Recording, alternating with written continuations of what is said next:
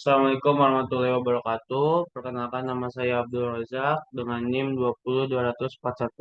202021400286. Di sini saya akan memaparkan studi kasus tentang kegagalan GDID.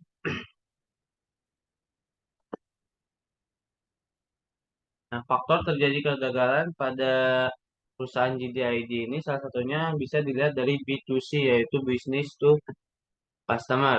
Di sini kesalahan yang sangat fatal karena selain tidak efektifnya model bisnis ini juga sangat mempersulit para perusahaan karena perusahaan harus menghandle seluruh lini yang tergabung pada bisnis ini. Jika dilihat, bisnis ini adalah e-commerce yang bertugas untuk penjualan bisnis online. Sehingga dari GDID sendiri ini harus menaungi perusahaan pergudangan, menaungi perusahaan ekspedisi, logistik, sehingga ini sangat berat untuk dijalani. Lalu yang kedua yaitu ada slogan dijamin ori.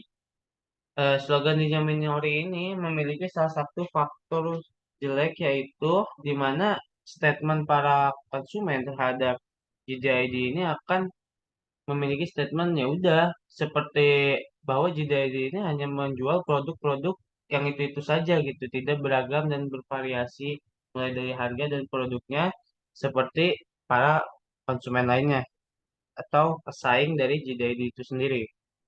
Lalu yang ketiga ada kecerdasan buatan yaitu GDIDX pada tahun 2018 yang menurut saya itu belum terlalu efektif pada zamannya, dinaungi mulai dari belanja tanpa kasir yang para mindset untuk customernya itu memiliki kekhawatiran akan keamanan karena ini dihandle oleh AI, kecerdasan buatan, teknologi pemindahan wajah, radio frekuensi, dan cashless yang hanya berpacu pada cashless itu tidak ada seperti sekarang kayak sistem COD dan itu juga kurang efektif untuk dijalani. Dan yang berikutnya eh, dilihat dari kompetitor yang menjadi faktor-faktor juga kegagalan JDID yaitu ada Shopee dan Tokopedia. Pesaing mereka yaitu keduanya menggunakan model bisnis consumer to consumer, yang mana hal ini sangat efektif karena dari perusahaan ini tidak perlu menaungi seluruh lini yang menjalani bisnis ini.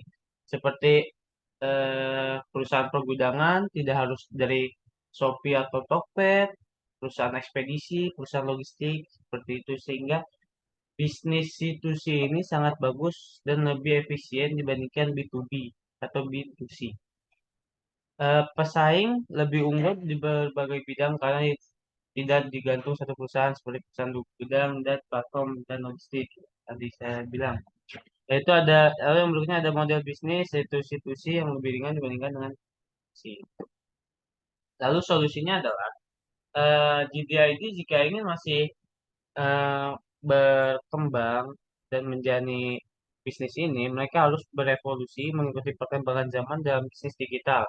Lalu mengubah model bisnis menjadi institusi atau B2B, melakukan promosi yang bervariatif dan tidak hanya itu saja. Lalu yang keempat adalah melakukan kerjasama dengan berbagai perusahaan pergudangan dan pengiriman logistik agar konsumen lebih terpercaya dan tidak worry atau khawatir akan sistem yang berjalan di perusahaan ini.